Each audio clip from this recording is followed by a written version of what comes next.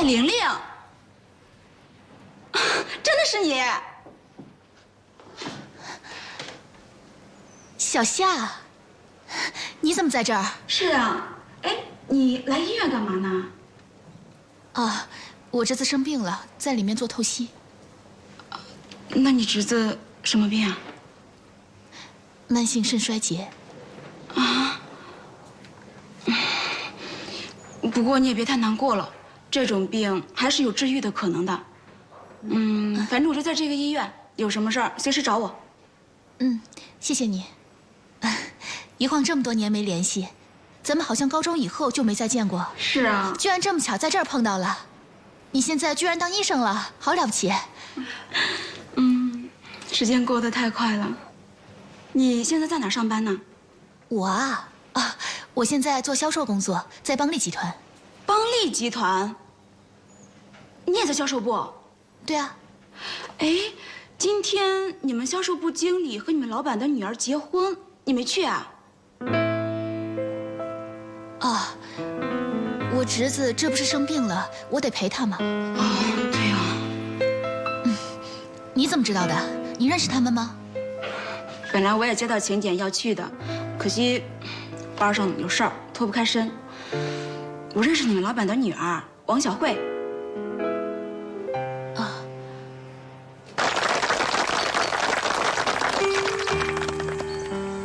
各位，我作为新娘的父亲，看着自己的女儿和她的心上人携手并肩，步入这神圣的婚礼殿堂，并接受所有来宾的祝福，此时此刻，我很激动，十分高兴，更是欣慰。有句话说得好，一求无价宝，难得有情郎。浩强是个什么样的人？我的女儿刚才说过了，他在我女儿的心中是一个最完美的男人。今天我把我的女儿托付给他，我很放心。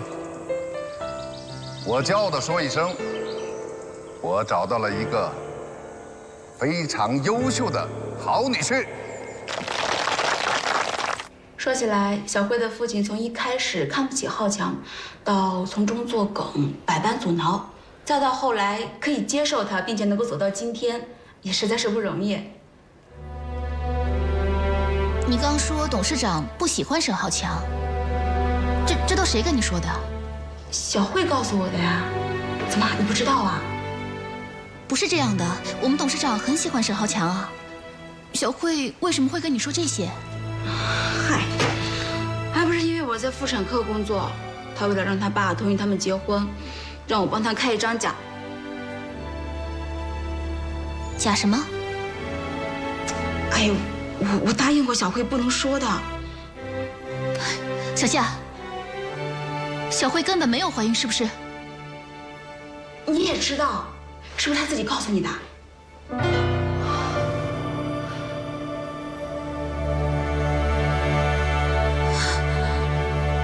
小慧再三嘱咐过我，一定要替她保密的。浩强知道这事儿吗？当然不知道，所以玲玲，你也千万不能说。不行，我必须告诉沈浩强。哎，玲玲，别人的事儿跟你有什么关系啊？管闲事儿，不讨好，你这是操的哪门子心呀？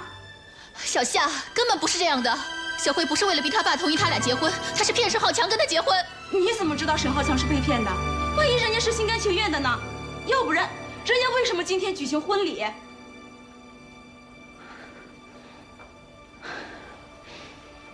好了，玲玲，人家的事儿咱们就不要管了。人家结婚，咱们祝福就对了。我还有事儿，我先走了啊。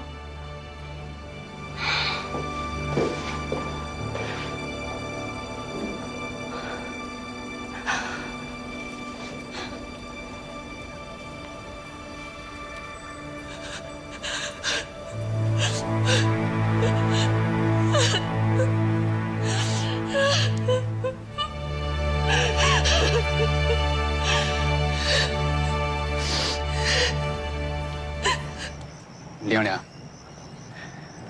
你今天没去参加浩强的婚礼，我一直以为是因为什么？我说了，你别生气啊。我一直以为你喜欢浩强，所以才没去参加他的婚礼。原来你是在医院陪你侄子做化疗。看来是我想多了。他们的婚礼很热闹，是不是？挺热闹的，现场布置的很浪漫，气氛也很好。只不过，什么？浩强好像一直都不在状态，东张西望、心不在焉的，像是在等什么人。后来他在酒会上，他还……你能不能不要支支吾吾的，告诉我到底发生了什么事？没事儿，浩强他喝大了，醉得一塌糊涂的。哦，喝大了呀，喝大挺正常的呀。他今天大喜的日子，多喝一点也是应该的。对，我就是觉得他从头到尾好像一直都不开心。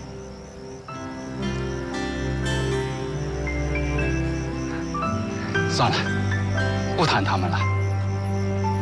玲玲，你今天约我出来，我真的很开心。要是在以前上学的时候，肯定所有的男生都会羡慕我的。玲玲，玲玲，不好意思啊，你刚才说到哪儿了？没事，你是不是累了？是有点累了，可能今天太晚了吧。要不这样，改天约个时间，我再给你打电话，我请你出来好好吃一顿。今天我就先回家了。那我送你回去。不用了，我自己可以。再见。